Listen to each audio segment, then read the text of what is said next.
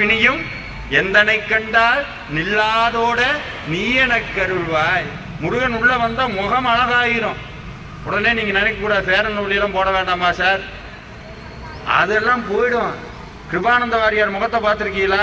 பாமன் சாமிகள் முகத்தை பார்த்திருக்கீங்களா? கண்ணு அப்படியே இன்னொன்னு சொன்னா நம்ப மாட்டீங்க.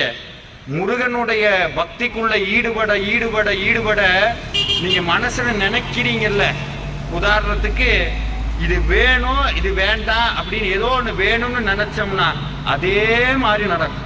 அதே மாதிரி எள்ளு பிசகாம நடக்கும். என்ன நினைக்கிறோமோ அது நடக்கும். தப்பி தவிர ஏன்னா சபிச்சு விட்டோம்னு வைங்க, யாரையா சபிச்சுட்டோம். ஆனா முருகடியார்கள் யாரையும் சபிக்க கூடாது. நமக்கு எதிரியாவே இருந்தாலும் என்ன செய்யக்கூடாது? சபிக்க கூடாது. அது ஏன் சபிக்க கூடாதுன்னா, இது நாள் வரைக்கும் நீங்க பூஜை பண்ணி ஒரு பலனை சேர்த்து வச்சிருக்கீங்கல்ல, சபிச்சா அத்தனையும் போயிடும். ஆனா அது நடந்துரும் அவனுக்கு. எக்காரணம் கொண்டு இருந்தாலும்